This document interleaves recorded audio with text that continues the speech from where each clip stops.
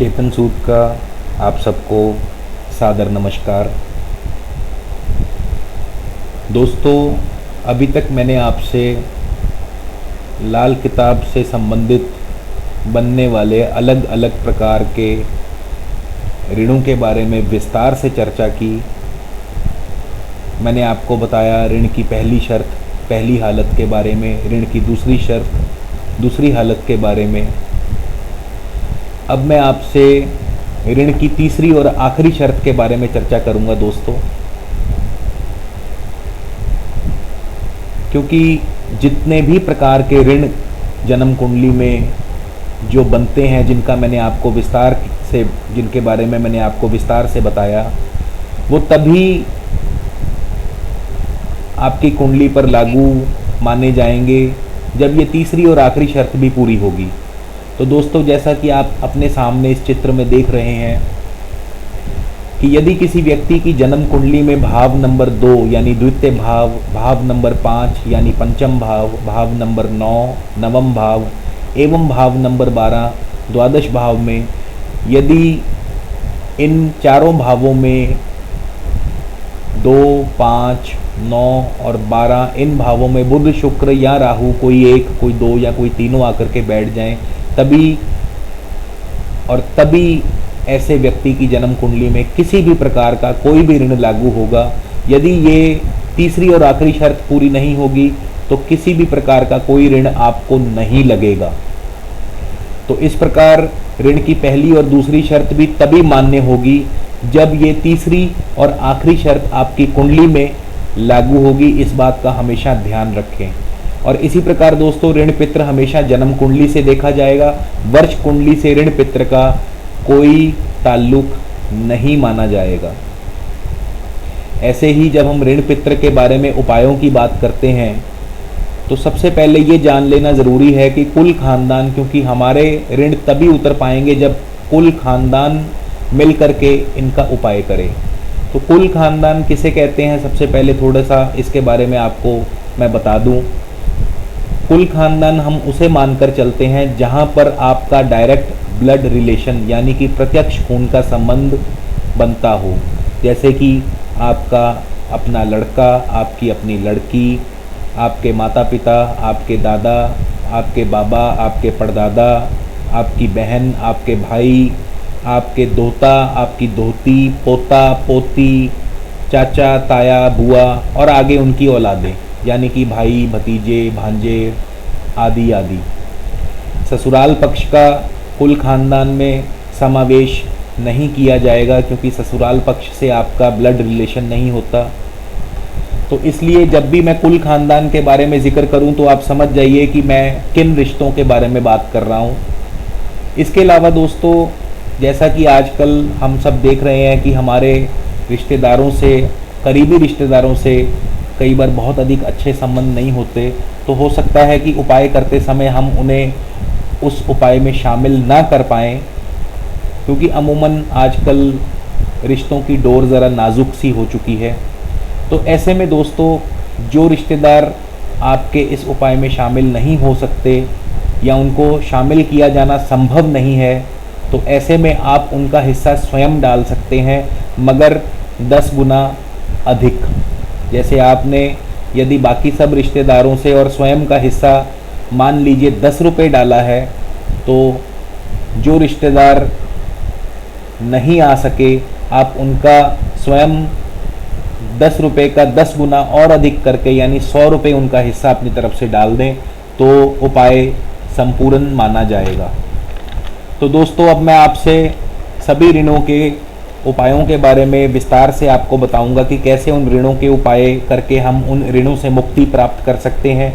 सबसे पहले हम बात करेंगे पितृ ऋण की। तो पितृ ऋण के लिए दोस्तों, कुल खानदान से एक एक पैसा, रुपया बराबर का वसूल करके सबसे बराबर का हिस्सा लेना है। तो एक ही दिन किसी भी धर्म मंदिर में आप दे सकते हैं दान स्वरूप। यदि ऐसा करना आपके लिए संभव नहीं है तो आप अपने घर से 16 कदम के अंदर अंदर कोई भी मंदिर अथवा पीपल का वृक्ष मौजूद हो तो आप उसकी सेवा करें, उसकी पालना करें। इससे भी आपको पितृ ऋण से निजात मिलेगी। मगर ध्यान रहे, ऐसे मंदिर या ऐसे पीपल की सेवा आपको लगातार 43 हफ्ते करनी पड़ेगी। इसी प्रकार दोस्तों अब हम बात करते हैं जाति ऋण की। तो जाति ऋण के उपाय के लिए दोस्तों कुल खानदान से बराबर बराबर हिस्सा लेकर के आपने एक ही दिन में सभी परिवार वालों को लेकर सपरिवार सहित आपने सूर्य देव का यज्ञ करना है। तो इससे आपको जाति ऋण यानी सूर्य से संबंधित ऋण से निजात मिलेगी, शांति मिलेगी। इसी प्रकार मातृ ऋण के लिए दोस्तों कुल खानदान से बराबर हिस्से की चांदी लेकर आपने एक ही दिन नदी या दरिया में बहा देनी है, जल प्रवाह कर दें।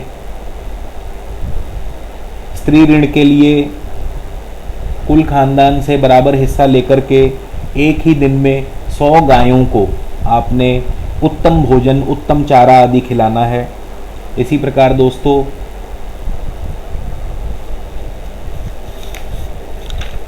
रिश्तेदारी का ऋण, रिश्तेदारी के ऋण के लिए दोस्तों आपने कुल खानदान से बराबर हिस्सा लेकर के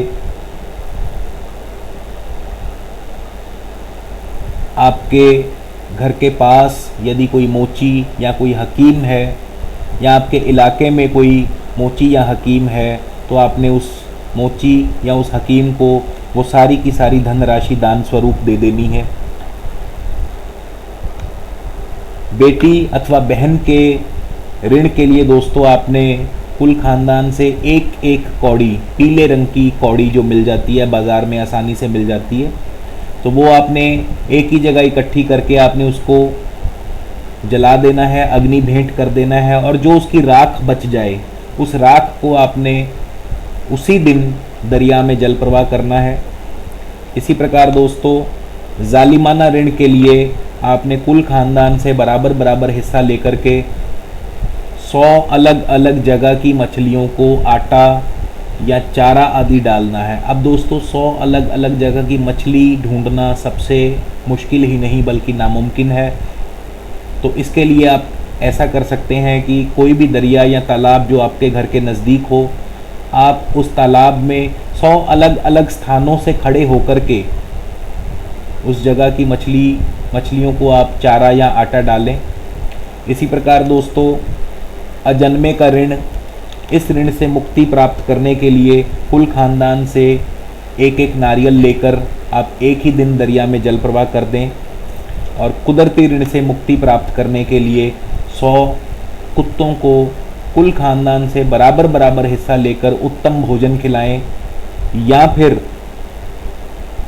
आपके घर के बिल्कुल नज़दीक या पास में, खासकर बाईं तरफ साथ लगता कोई ऐसा मकान जहाँ पे कोई विधवा स्त्री रहती हो, आप उसकी सेवा करें, उसका आशीर्वाद लें। तो इस प्रकार दोस्तों इन सब उपायों को करने से आपको इन सभी ऋणों से शांति मिलेगी, इन सभी ऋणों से आप मुक्त हो जाएंगे और आपके भावी जीवन में खुशहाली ही खुशहाली होंगी। आप दिन दुनी रात चौगनी तरक्की करेंगे, आप पर पितरों की पूर्ण कृपा होगी, ईश्वरीय कृपा होगी, ऐसा मेरा पूर्ण विश्वास है। आप भी ज़रूर इन उपायों को करके अपने जीवन में खुशहाली ला सकते हैं। तो इसी के साथ मैं आपसे विदा लेता हूँ। धन्यवाद। जय श्री राम।